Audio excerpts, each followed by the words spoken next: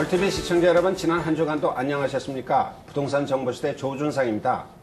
이번 주에는 PGS 이민법률사에서 단연간 근무하시면서 한국에서 이민 오시는 분들을 6,000세대 이상 이 캐나다로 이민을 시키신 심상욱 씨를 모셨습니다. 심상욱 씨 오늘 나와주셔서 감사합니다. 네, 안녕하세요. 권용철 씨 감사합니다. 네, 감사합니다.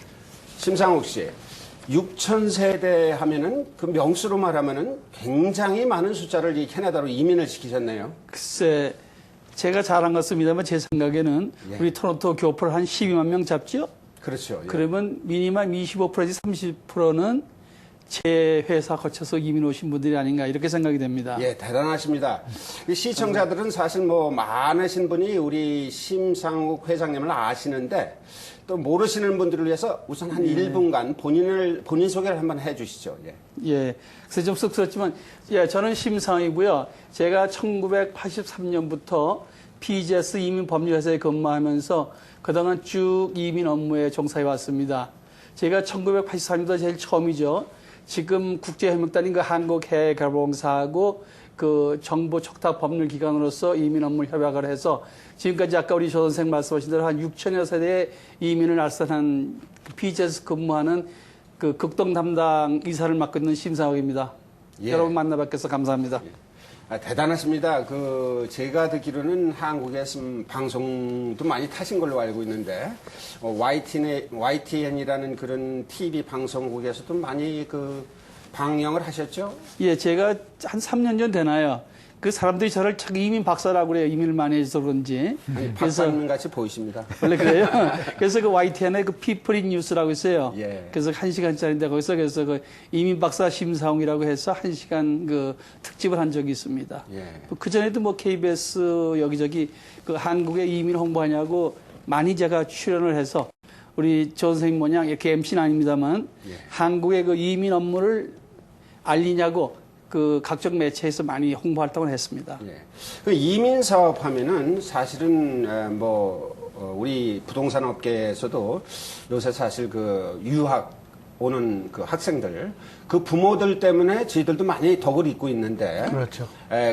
그 학생들을 여기 유학을 보내면서 콘도미니엄이나 이런 걸 렌트하는 대신에 예. 이 콘도미니엄 유닛을 사주고 그래서 사실 경제적으로도 우리 부동산 하는 사람들도 많이 그 혜택을 보고 있는 게 사실입니다. 네. 근데 이민도 취급을 하시는지요? 그러니까 예를 들어서 유학 이민. 그렇죠. 이제 유학도 요즘 경향을 보면은 한국 부모님들이 굉장히 이제에 밝으세요. 예. 또 한국에서 부동산 투자를 많이 하시니까 그게 제가 지금도 우리 조 선생님께서 말씀하셨지만 주위에 저희 클라이언트들한테 듣기로는 여기 와서 아파트 사신 분들도 많잖아요. 컨도미니엄 그렇죠. 사가지고 몇 년 동안 학비가 다 빠졌다고 그런 소리 들을 때는 저도 기분이 좋아요. 그 무슨 말씀이십니까? 학비가 빠졌다는. 그 예를 들어서 이제 컨도미니엄 사니까 그 부가가치가 올라갔잖아요. 가격이. 아, 그 얘기. 그 동안에 그렇지. 애들 등록금 낸 예. 그런 비용만큼 부동산 가치가 올라갔으니까 뭐 애들 학비가 다 빠졌다 그렇게 말하시는 분들도 많이 있어요. 근데 학비라고 하면은 사실 유학 오는 학생들하고 이민을 오는 학생들하고는 현저하게 차이가 나는데 그렇죠. 그 액수가 도대체 어느 정도 차이가 나는 겁니까? 액수가 우리 조 선생이나 저나 우리 여기 이제 우리 다 시민권자라 애들이 풀이지만 고등학교 12학년까지 다 무리 아닙니까? 그렇죠. 영주권자가 아닌 즉 외국 유학생은 연 토론토 교육청의 경우 12,500불을 내야 됩니다. 연간. 예. 그리고 또 이 북쪽으로 가서 리치몬드 쪽으로 가면 한 13,000불 내야 되고 그래요. 예. 근데 우리 영주권자, 시민권자는 우리가 그런 그 프리 혜택을 받는 거를 우리가 몸소 못 느끼지만 한국에서 여기 조기 유학을 보내는 부모님들은 그 부담하는 액수가 대단하죠. 예, 그렇네요. 예. 그렇죠. 그거를 이제 부동산 우리 이 입장에서 볼 적에 보통 애들이 오면은 중학교 때 오는 애들도 있고 고등학교 때 오는 아들도 있어요. 그러면 보통 4, 5년 미니멈 4, 5년은 된다고. 그렇죠. 그럼 4, 5년 동안에 렌트를 하는 거하고 벌써 4년 전에 와가지고 아까 말씀하신 대로 콘도 같은 거를 사놓고 하면은 그 학비가 떨어졌다는 그게 현실적으로 가능한 얘기죠. 물론이죠. 예. 결국 두 가지 얘기가 되겠네요. 하나는 학비를 만약에 유학을 보내는 대신에 이민을 오면은 물론 부동산을 사서 그 밸류가 올라가는 거에서도 덕을 보지만은 실제가 학비에서 큰 덕을 보네요. 그렇죠? 지금 우리 조 선생 말씀하신 이제 물론 우리가 와서 렌트를 안 하고 부동산을 구입함으로써 수입도 많이 생겼지만 지금 이민 말씀하시니까 그 아마 요즘 이민 그 추세를 말씀하시는 모양인데 예. 그 우리 흔히 시쳇말로 기러기엄마라고 그러죠. 그렇죠. 그래서 유학 오시는 분들이 와서 순수하게 인터내셔널 스튜던트 유학생으로 와서 등록금을 내고 학교를 다니는 것보다는 그 이민 프로그램에 보면 인베스터 프로그램 즉 순수 투자 이민이라는 게 있어요. 그걸 간단히 정의를 하면은 카나다 돈 40만 불을 카나다 정부에 5년 동안 무이자로 꿔주는 겁니다. 5년 후에 정부에서 원금은 보장하죠. 아니면은 둘째 옵션은 자기가 파이낸싱을 해가지고 40만 불을 5년 동안 묻어놓는 대신 12만 불을 하면은 그러니까 즉 쉽게 얘기해서 12만 불이면은 전 가족이 영주권을 받을 수가 있어요. 그 12만 불이라는 돈은 없어지는 돈입니다. 그렇지. 그럼 없어지는 돈이죠. 우리가 28만 불 파이낸싱 하는 거에 대한 이자로 소멸되는 돈인데 지금 우리 아까 권 선생님께서 말씀하셨지만 우리가 애들을 예를 들어서 조기유학 보내니까 뭐 요즘은 초등학교라고 그러죠. 그레이드 6라든가 뭐 그레이드 5 이런 애들을 보내서 고등학교 12학년까지 등록금을 내려도 그게 보통 한 18만 불, 20만 불이 돼요. 그렇게 되죠. 그런데 이민을 시청해서 12만 불 소유함으로써 애들이 영주권자가 되니까 그동안에 오히려 학비를 내는 것보다 이민한 게 훨씬 싼 거죠. 그렇죠. 그렇게 되네요. 아, 그렇게 되는군요. 그러면은, 그, 권영철 씨, 우리 그 부동산 업계에서도 사실 그 기러기 엄마, 조금 아까 말씀드린 기러기 아빠라고도 또 그러더라고요. 그런 분들의 그 손님의 그 비중이 꽤 많습니까? 도대체. 지난 몇 년간 많았죠. 요즘 와서 좀 이제 줄어드는 경향이 있는데, 네, 뭐, 지난 한 5, 6년 때서부터 현재까지는 굉장히 많은 비중을 차지했습니다. 예, 그뭐 10명이면 한 2명 정도? 말씀하실 수 있습니까? 뭐, 때로는 2명 이상이 될 수도 있었죠. 그분들이 오시면은 이제 두 가지인데, 한 분들은 이민을 완전히 오시고, 한 분은 돌아가시면 이제 그건 기러기 가족이 되는 거고, 아니면 학생들만 와 있는 분도 많지 않습니까? 근데 그렇죠. 제가 봤을 경우에는 학생들이 와 있으면서 두 부모가 아주 안 들어오시는 분들이 계시더라고요. 그렇죠. 뭐 1년에 한 번씩 왔다 갔다 하시면서 영주권을 가지고 계시더라고요. 그런 경우도 많이 있습니까? 그럴 경우도 많이 있죠, 이제. 그래서 요즘 그 한국의 그 법을 좀 설명을 하면은 그 재외 동포법이 있어요. 그래서 우리 조 선생이나 권 선생이나 저나 우리 시민권자죠. 하지만 우리는 한국 국적을 가지고 있던 사람이 아닙니까? 그렇죠. 그래서 우리가 한국에 나가서 예를 들어서 홍길동이라는 분이 한국에 계시면은 그분이 경제활동, 즉 사업을 한다든가 자기가 직장을 가지고 있다든가 경제활동이죠. 네. 하지만 우리가 영주권자나 아니면 시민권자가 돼도 한국에 나가서 출입국 관리소에 거소증을 내고 그리고 한국에서 경제활동할 때 아무런 지장을 받지 않아요. 아, 한국인하고 똑같이. 그렇죠. 예. 지금 우리 조 선생이나 저나 우리 권 선생이 한국에 나가서도 부동산 사업도 하실 수 있고 저도 한국에 나와서 우리 사무실을 차릴 수도 있고 또 뭐 서울 사무실에 지사가 대사가 옆에 있습니다만 그래서 그 여기 이민하신 분들의 부모님이 여기 안 사시고 한국에 나가서 하시는 것도 그런 이유 때문에 여기 요즘 오시면 여기 교육은 좋지만 또 옛날같이 자꾸 이제 새로 이민 오시는 분들이 뭐 마땅히 사업도 찾기 좀 힘들고 하니까 자기들이 한국에서 하던 생업에 종사하냐고 한국에 가서 그냥 있는 분들이 많이 계세요. 예. 그러니까 우리가 여기서 시민권을 따고 한국의 국적을 포기를 해도 한국에 다시 돌아가서 경제 활동을 하는 데는 아무 지장이 없다. 물론입니다. 단 우리가 영주권자나 시민권자로서 한국 법이 제약을 하는 거는 우리가 요즘 대통령 선거 때문에 야당이 되고 투표권, 그러니까 즉 선거권, 비선거권 없고 공무원 신분을 가질 수가 없는 그 외의 모든 경제 활동은 다 할 수가 있습니다. 네. 예. 그럼 뭐 권영철 씨나 저나 다시 돌아가도 되겠네요. 아, 다시 한국으로. 아니 우리 회사에서 한국에 다시 돌아가는 것도 수속해 드립니다. 그렇습니까? 아, 그렇습니까? 예, 부탁드리겠습니다. 그러면 아주 80년대 초부터 이 사업을 시작한 걸로 알고 있는데 네. 그때 어떻게 해서 이렇게 이민 사업을 시작하시게 되셨습니까? 네. 83년도죠. 예. 그 전까지는 사실 우리 한국 분들이 75년도까지만 노미네이티드, 즉 가족 간의 이민이 됐지 75년부터 끊겼어요. 아, 그렇습니까? 우리 존생혁이 이민 몇 년도요? 저보다 먼저. 70년도에 왔습니다. 전 71년대 먼저. 그 당시 우리 공항에 나가면은 75년도까지 그래도 몇 가족씩 왔는데 75년도 딱 끊었잖아요, 우리 이민이. 그렇죠. 그래서 올 수 있는 거는 부부간의 초청이든가 아니면은 직계가족이죠. 그렇죠. 그 당시에 직계가족도 꼭 60세가 넘어야만 부모를 초청할 수 있었는데 83년도에 그 투자인법이 새로 캐나다에서 소개가 됐어요. 아, 예. 그 뭐 이 사람들이 공식적으로 얘기를 안 합니다만 제 생각에는 홍콩이 87년도에 우리 중국으로 반환됐죠. 그랬죠. 예. 예, 그 이제 홍콩에는 자본하고 그 고급 인력을 받아들이기 위해서 사실 캐나다가 투자인법이 시작된 거예요. 예. 그 제가 볼 때는 우리 중국에서 홍콩 사람들이 오는데 우리 한국 사람도 여기에 편승해야 될 거 아니냐. 아, 예. 그래서 제가 사실 그때 그 한국 정부 지금 국제협력단이죠. 그 당시에 이제 해외 개발 공사라고 그랬어요. 네, 네. 그래서 월남이라든가 뭐 중동 그런 데 많이 기술 보내고 하는 그 업체에 가서 제가 이거를 소개를 했습니다. 우리 한국 분들도 지금 해외 많이 나가려고 하는데 갈 길이 없는데 캐나다에 갈 수 있는 길이 생겼습니다. 투자인법인데 한번 해보십시다 하고 제가 제일 먼저 어프로치를 했죠. 예. 그 당시에는 그 이민업에 종사하시는 분이 제가 알기로는 하나도 없었던 걸로 알고 있는데. 아마 제가 제일 처음 그 원저라고 그러나요? 예, 그렇죠. 원저 겁니다. 그래서 아마 박사님 그 닉네임이 붙은 것 그래서 같습니다. 남들이 이민 박사라고 그래요. 진짜 박사면 다른 박사면 좋은데. 근데 물론 이민을 그렇게 이제 뭐 한국도 자주 왔다 갔다 하셨어야 되셨을 거고. 그렇죠.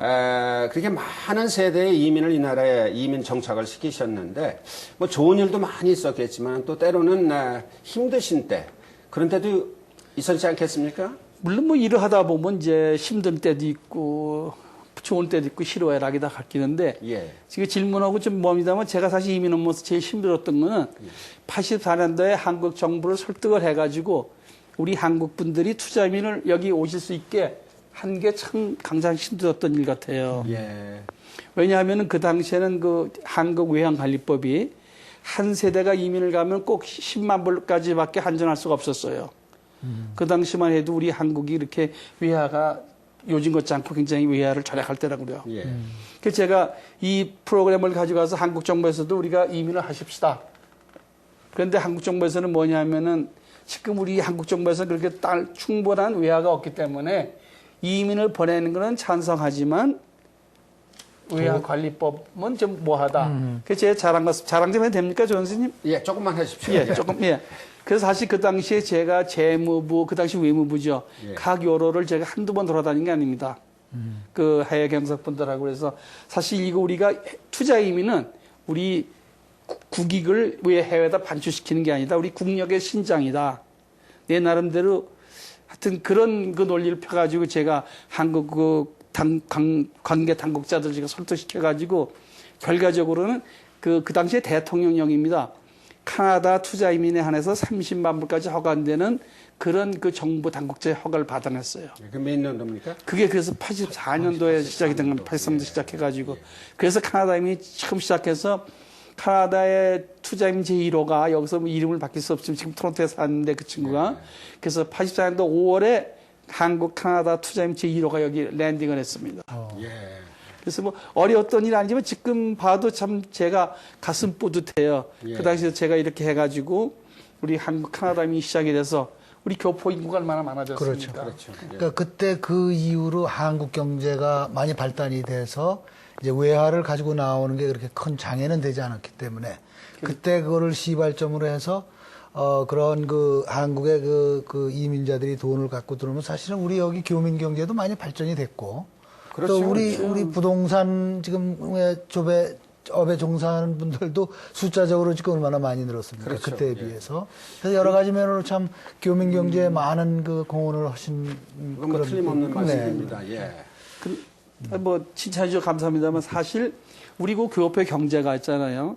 여기 텔레비 방송국, 뭐 각 언론사, 부동산, 뭐 우리 여기 모든 동포 경제가 참 우리 한국의 의존도가 굉장히 높지 않습니까? 그렇죠. 예. 그 지금 보세요. 우리가 핀치 영 쪽에 나가 보면은 우리가 한국에 있나 캐나다에 있나 우리가 어떤 때는 망각할 정도예요. 그렇죠? 그렇죠. 예. 그게 보면은 참 뭐랄까 금속지감이라고 그러나 우리가 83년도 이민 처음 시작할 때 노르스역에 한국 업체가 몇 개나 있었습니까? 그렇죠. 네. 지금 보세요. 우리가 한국에 있는 그런 기분을 느끼는 거 그거 보면 참 제가 자랑을 하라고 해서 합니다만 이민을 시작하기 잘했어요. 그래서 이렇게 교민 수가 느니까 우리 동포 사회 경제가 이렇게 좋아지고 또 이렇게 이제 방송국도 생기고 신문사도 생기고 그래서 앞으로도 뭐 누가 이민을 하든지 좀 이민이 많이 왔으면 우리 동포 사회 점점 더 좋아지지 않나 이렇게 그렇죠. 봅니다. 네, 맞는 말씀입니다. 사실 뭐 저희들 이민 올 때만 해도 사실 외화를 개인이 소지할 수 있었던 게 100불이었었습니다. 사실 100불 이상을 가지고 나가서가 저도 없었습니다. 100불 가지고 왔어요. 예. 그때는 뭐 우리 회장님이 돈이 많았는데도 100불 갖고 왔지만 전 가진 게 그것밖에 없었습니다 그때. 아니 그 말씀 하시니까 예. 나는 100불 안 가져오고 90불 가져왔어요. 예. 왜냐하면은 한국에 그 당시엔 20대인지 후반이니까 뭐 방송에서 이런 얘기가 되는지 모르겠습니다만 성별한다 뭐 한다 하다 보니까 그 당시에 누가 돈이 많아요. 그래서 그 바깥 거금에서 달러를 10불을 쓰고 나는 90불 가지고 이민 왔어. 100불이 아니라. 예. 그때는 회장님 오실 때는 여기 가족을 다 같이 오셨나요? 아니면 그때 혼자 총각이? 저는 그때 신혼이에요. 둘이서. 그러셨군요. 예. 예. 그러면서 여기 이민을 그렇게 6천 세대를 이렇게 하시면서 또 이렇게 지금 영하고 핀치 말씀하신 것이 나가면은 사실 한인타운이 하나 이루어지고 또 블루워도 물론 마찬가지지만은 참 그 보람을 많이 느끼시겠습니다. 누가 알아주거나 말거나 사실 예. 우리 신 박사님께서 하신 일이 참 많으신 것 같습니다.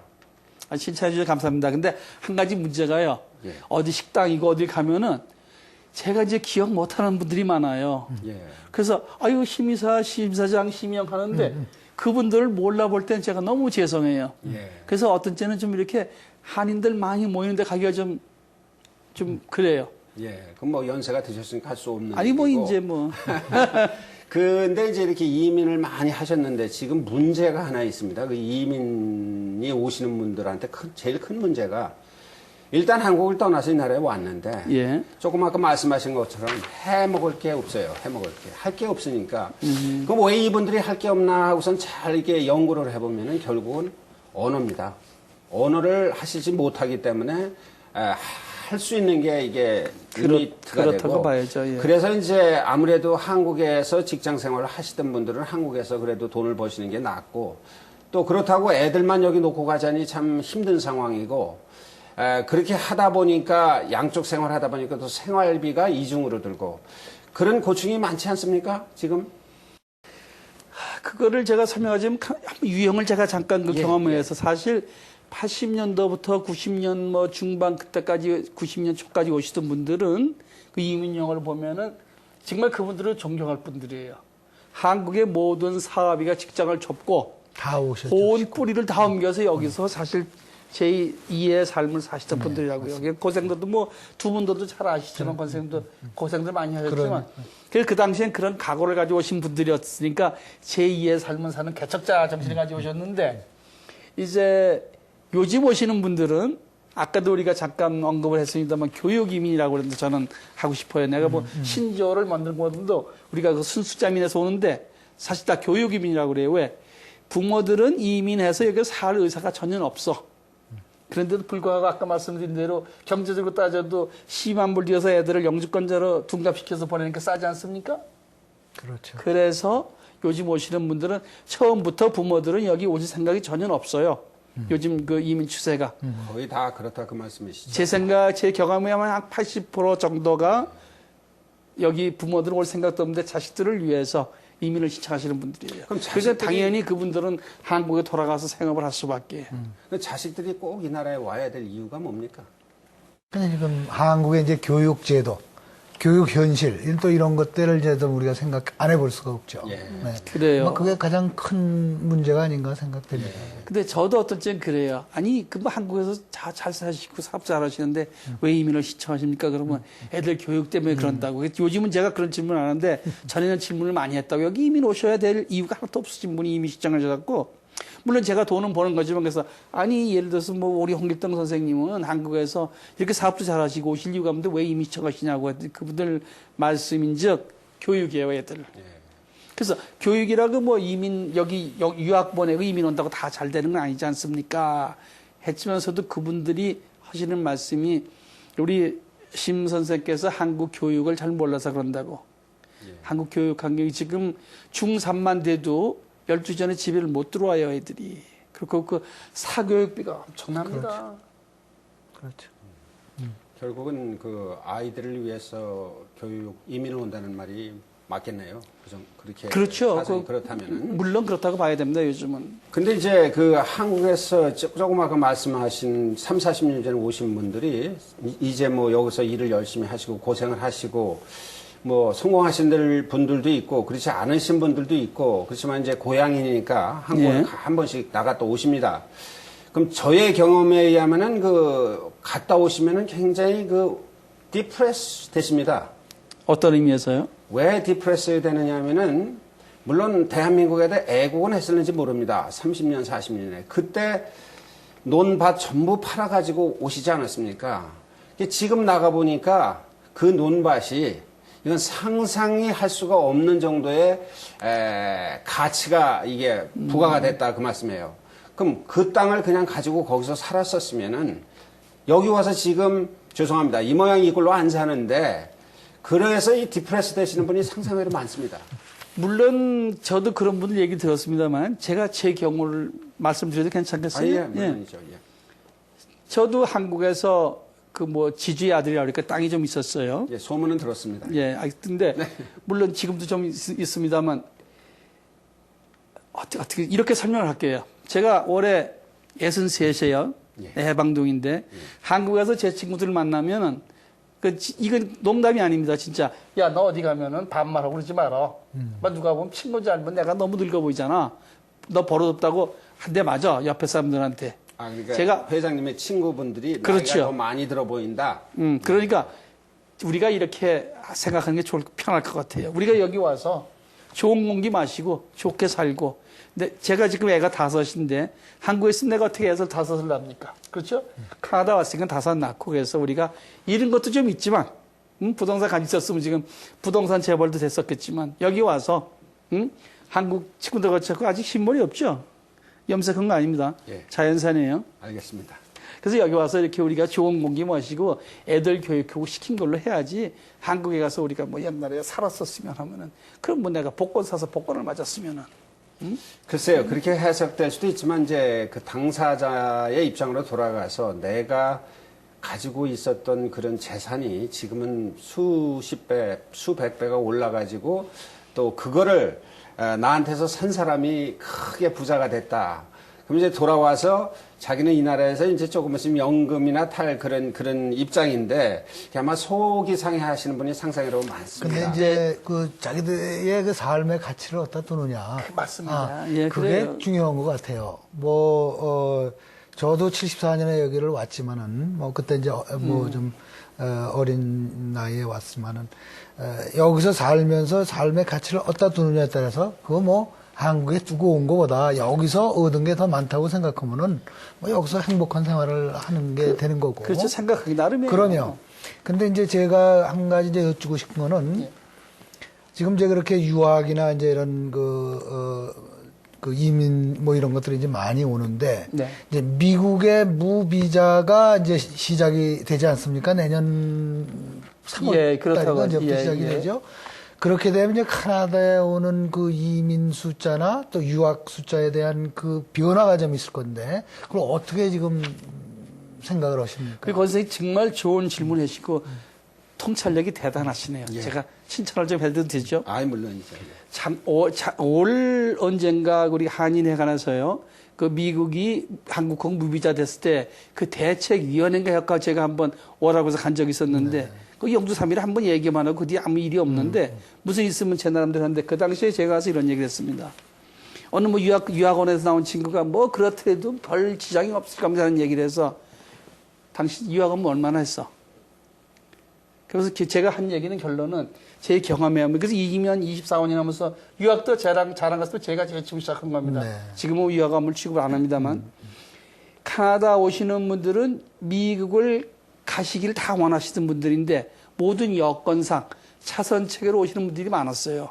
물론 캐나다가 뭐 시큐리티라든가 모든 뭐 그래서 여기 선택하신 분도 있지만 그래서 제가 느끼는 게 틀렸으면 좋겠어요.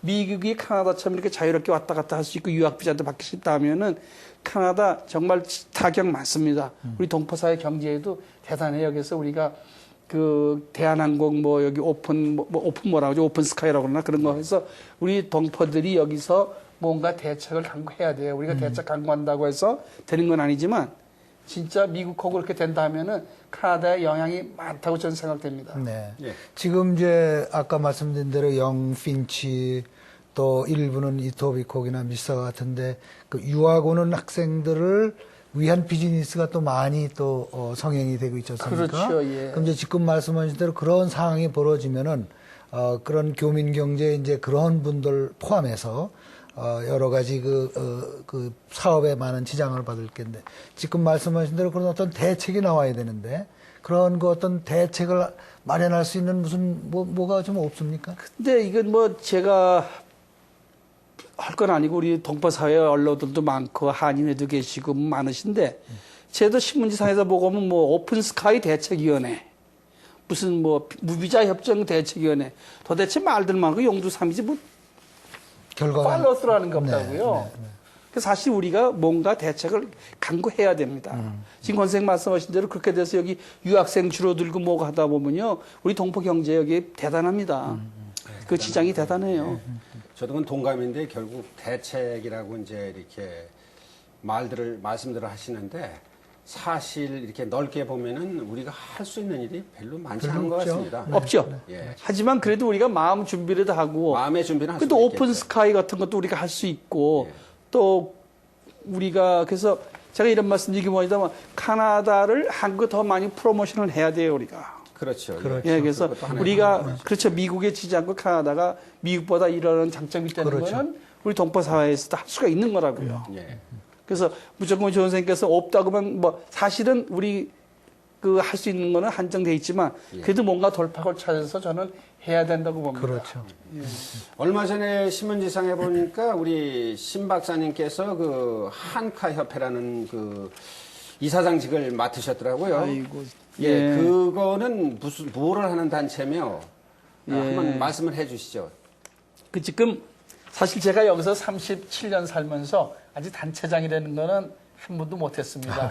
예, 한인회 이사도 사업이 돼서 바쁘시니까. 한인회 이사돼서 한인회 돕고 시점 못 얻고 근데 처음 맡은 단체장인데 말하자면은 한국에서 캐나다를 연구하거나 캐나다학을 또 한국의 지금 강남대학 그 대학에서 캐나다 학과가 있습니다. 네. 그래서 즉 한국에서 캐나다학이나 그 연구하는 그런 사람들을 우리가 좀 지원해 주자. 예. 그래서 지금 이 토론토에도 보면 우리가 그 토론토 대학 한국학과 후원회 있죠. 그렇죠. 그런 식으로 여기에 있는 우리 동포들이 한국에서 캐나다를 따지고 보면 그 사람들이 연구하니까 프로모션 하는 거예요. 그래서 그분들을 좀 도와줘서 우리 캐나다를 한국에 쉽게 얘기해서 선전하자는 겁니다. 그래서 제가 볼 때는 제가 거기 단체 그 이사장을 맡았다는 게 아니라 여기 단체 중에서 가장 중요한 단체가 아닌가 이렇게 봅니다.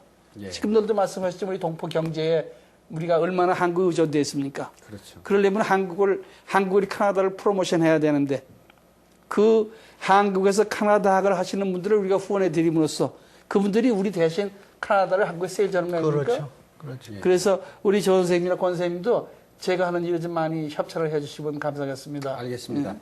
그 권영철 씨, 사실 우리가 한국에 있을 때는 한국에 캐나다학이라는 게 없었습니다. 없었죠. 예. 근데 이제는 한국 그 대학 이름이 제가 뭔지 잘 모르겠는데 강남대학교라고. 강남대학교 자체도 없었는데 강남대학교 안에 캐나다 학과가 생겼답니다. 거기는 학생들을 돕는 단체죠, 그렇죠? 그렇지. 예. 그 단체를 도우며 그 학과 학생들을 도움으로써 캐나다 선전이 된다. 그런 말씀이시죠? 그렇죠. 예. 그 지금 강남대학교가 옛날에 그 중앙신학이에요. 이북에서 나온 학교죠. 근데 이제 종합대학이 되면서 여기네 캠퍼스가 제가 진짜 박사 노릇 한 번 했습니다. 그 대학 가서 제가 특강을 한 2번 했는데 굉장해요, 그 캠퍼스가. 그 카나다 학과 학생들이 몇십 명 있고 또 매년 카나다에다 유학도 보냅니다. 그리고 또 다른 데서도 있고 그래서 한국에서는 우리 카나다를 위해서 하는 단체가 많아요. 사실 제가 감투 하나 썼다고 하지만 다른 감투가 하나 있어요. 예, 또 있습니까? 그 우리 한국의 그 뿌리를 둔 그 한국외교통상부 사단법인 한카문화교류협회라고 있습니다. 예. 그래서 거기서도 우리가 1년에 저 토론토 대학을 매년 몇만 부씩 도와주고 또 책도 하고 지금도 저희 집에 책이 한 2,000권 와 있습니다. 네. 그래서 한국하고 카나다의 문화 교류하는 거. 예. 그래서 한국에 계신 분들은 이렇게 여기 많이 이바지를 하는데 우리 여기 사는 동포들도 지금 이제 뭐 12만 뭐 이상이 넘었다고 하니까 우리도 한국에 뭔가 좀 기여를 해야 되지 않습니까? 그렇죠. 그래서 태도 관계 한국 내 카나다 학 후원회라고 보시면 네. 제일 좋겠어요. 네. 예, 축하드리고 많은 성과를 거두시기 바라겠습니다. 하여튼 두 분께서 많이 좀 그렇게 도와주십시오. 하겠습니다. 또 그리고 이제 이민이 이렇게 이민업을 오래 하시다 보니까 이제 80년대 이민, 90년대 이민, 또 2000년대 이민 조금 그 성향이 바뀌지 않습니까? 많이 바뀌었어요, 성향이. 그거에 잠깐 말씀을 해주시죠.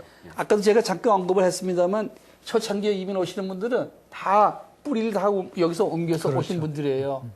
그리고 그분들은 그래서 이제 한국에 자식도 사업하든 직장 다 포기하고 오셔서 한 분들이고 그러다가 이제 그런 이민 유형이 계속 80년, 3년, 4년부터 90년 초반까지 이루어지다가 근데 우리가 92년도에 그 당시에 인디펜던트 지금은 이제 독립이민 지금은 전문인력이민이라고 하는데 바뀌어서 그래서 그 젊은 사람들이 조금씩 카나다 이민을 가지고 많이 오기 시작했죠. 그러다가 그 한국에 이제 그 우리 외환 사태라고 하나요? 외환 네. 뭐 IMF라고 그러는데 하여튼 네. 외환 저기 위기를 상황해 가지고 네. 실업자가 대량 양산되지 그렇죠. 않았습니까? 네, 네. 그 정년 퇴직하는 사람도 많고 그래서 그 당시에 우리 한국 그 젊은이들이 많이 왔어요, 여기를. 예. 근데 아까 우리 조 선생님 말씀하셨지만 그 당시엔 참 이민 오기도 편했어요. 쉽게. 돈도 들이지도 않고 자기가 대학만 나오고 그랬으면 여기 자기 업에서 몇 년 했으면 여기 오는 사람들이 많이 있었는데 하여튼 뭐 그분들이 여기 와서 직장은 못 잡고 방황들을 많이 했지만 이제 그런 분들이 줄을 이뤘죠. 그러다가 이제 90년 말부터 2000년 들어와서는 이민 유형이 전혀 바뀐 거예요. 예. 왜냐하면 그 젊은 사람들은 여기 많이 오고 싶어 하는데 2002년 6월 28일 날 새로운 이민법이 개정돼서 옛날에 그 쉽게 오던 독립이민이 지금 거의 제가 100분을 한국에 가서 만나면은 한 2번 자격이 될까 말까예요. 까다로우죠. 법이 굉장히 강화됐죠. 예, 예. 특히 영어를 못하면 뭐 지도할 필요도 없고. 그 젊은 사람들은 여기 처음 오면 좋은데 이민길이 막혔다고 해요, 거의. 98% 막혔다고 보면 돼요. 그 대신 이제 아까 우리가 얘기한 교육이민. 예. 그런 분들이 요즘 오는 게 대세를 이루고 있어요. 그래서 참 이렇게 이민을 23, 4년 하다 보면은 처음에 80년도, 90년도 초까지는 여기 살라고 다 보따리 싸고 오시다가 또 젊은 사람들 이민 많이 IMF 당하고 뭐 오다가 이제 이렇게 2000년도 들어오면서는 교육 이민을 하고 참 이민 유형이 이렇게 바뀌는 거 보면 참 재밌어요. 또 그것도. 그게 아마 한국의 그 생활상을 나타내는 게 아니라 생각이 돼요. 그거 보면 한국이 그만큼 그 삶의 질이 높아지니까. 그렇죠. 여기서 살겠다고 오는 사람은 없고. 예. 그런데 이제 이민을 그렇게 이제 뭐 쭉 이제 하시다 보면은 그 이민 오신 분들이 다 여기 와서 참 좋게 정착을 하고 교민 경제에 이제 도움을 주면서 활성화됐으면 좋은데 예. 때로는 이제 좋지 않은 일도 생기는 거예요. 그 얼마 전에 우리 그 미디어에서 볼 것 같으면은 그 추락 예. 운전하시는 분들, 예. 그분들 그런 문제가 이제 발생이 돼서 참, 우리로서도 굉장히 안타깝고 그런데, 그런 문제들이 발생은 어떻게 좀 사전에 막을 수 있는 그런 방법은 없습니까? 글쎄, 제가 제일 우리 조 선생님 박사건데 남들이 저 사람은 너무 깍쟁이라고 그래요. 제가 여러 사람 만나면 안 되는 거 안 되는 거죠. 이민이. 안 되는 걸 된다고 하면 그건 사기꾼이죠. 예. 그래서 사실 그 트럭 드라이버들을 말씀드리기 전에 제가 드리고 싶은 말씀은 한국에서 제가 각 미디어에 가서도 하는 얘기가 이민 원하는 분들이 제일 조심해야 될 게 뭐냐면 저는 이런 얘기 합니다. 한국에서도 법무사보다는 변호사를 통해서 이민 무슨 소송도 하고 하죠. 그래서 여러분 돈이 좀 더 들고 하더라도 정확한 법률 해설을 찾아서 이민도 하나의 사건입니다. 사건을 위임할 때는 계약서를 쓰고 얼마에 이민을 해줄 건가, 이민이 안 되면은 환불 조항이 있는가 정확히 하고 하라고 합니다. 네. 그렇지 않으니까 지금 아까 선생님 말씀하신 그 트럭 드라이버 돌아가고 그 사람들 제가 알기로 보통 1,500만부터 3,000만 불까지 냈습니다. 그리고 이민도 아니에요. 여기 와서 노동허가 1년 트럭 운전수 한다고 노동허가 받아가지고 와가지고 그 사람들 여기 와서 그 고용주도 다 없어진 거나 마찬가지예요. 예를 들어서 여기 뭐 A라는 트러킹 컴퍼니 일하기로 왔는데 그 트러킹 컴퍼니에서 받아주지도 않아요. 일부터 그 회사가 어디 있는지 모르는 사람도 거의 대부분이고.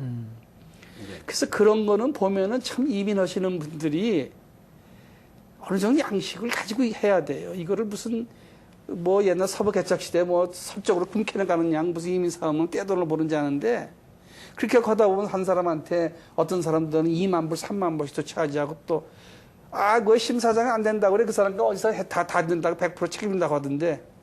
그럼 가서 계약서 쓸 때 안 되면 돈 돌려준다고 가서 환불 조항 받고 하십시오. 예, 결국 무슨 업계에서 일을 하더라도 그러네. 전문성을 가지려면은 전문적인 지식을 가지고 해야 되는데 지식은 없고 그 합법적인 일만 절차를 하다 보니까 받아서 그런 그래요, 문제가 생기는 예. 것 같습니다. 그렇죠. 예. 오늘 참 이 이민하면은 우리가 할 얘기가 너무 많습니다. 이게 사실 몇 시간을 해도 모자라는 게 이민 역사인데 이게 아쉽게도 시간이 또 오늘 다 됐습니다. 벌써 다 됐어요? 예, 벌써 다 됐습니다. 그래 우리 심 회장님, 우리 마지막으로 얼TV 시청자 여러분들을 위해서 조언 한 말씀 해주시고 오늘 이 시간을 맞춰야 되겠습니다. 어떤 조언을 예, 해드리면 여기 좋겠어요. 카메라 보시고 이민을 하시려고 하는 분들한테 우리 동포 여러분, 가족이고 뭐고 어느 분이 이민을 하신다고 하면 아까도 제가 말씀을 드렸습니다만 그 이민은 법률회사에 하는 게 참 전 좋다고 생각을 합니다. 그래서 법률회사에 신청을 하시면서 그 조건을 다 말씀을 하세요. 내가 자격이 되고 안 되고 해서 안 됐으면 어떻게 환불 규정이 있는가, 총 변호사 수임료는 얼마인가. 그래서 그런 걸 다 따지시고 하셔야 됩니다. 한 군데만 말씀을 하시지 마시고 여러 군데를 한번 알아보세요. 그리고 무조건 된다고 하고 뭐 서류를 만들어준다든가 그러면 안 됩니다. 큰일 납니다. 그 미스레프레젠테이션에서 이민 서류를 가짜 즉 만들거나 위조했을 경우에는 카나다 방문자라도 몇 년 들어올 수가 없습니다. 그러니까 여러분 한국의 친지나 여러분 가족께서 이민하신다고 그래도 꼭 PGS 오시라는 말씀 아닙니다. 법률회사 찾아가셔서 정확히 자격 여건을 따지신 다음에 하는 게 가장 실수를 안 하는 방법인가 이렇게 생각이 됩니다. 예. 권영철 씨, 이렇게 이제 우리 신 박사님 모시고 한인 가족들을 6천 가족이나 이 캐나다에 모셔서 이제 한인 타운이 2개나 형성이 됐고 앞으로 한 6천 세대 더 하셔가지고 한 12,000세대 하시면은 우리 교민 사회가 2배로 될 것 같습니다. 오늘 좋으신 말씀 감사드립니다. 감사합니다. 예, 초청해 주셔서 감사합니다. 네, 수고하셨습니다. 시청자 여러분, 저는 다음 주 이 시간 새로운 분을 모시고 새로운 업계, 새로운 인포를 가지고 여러분들을 뵐 것을 약속하면서 오늘 이 시간 여기서 마치겠습니다. 안녕히 계십시오.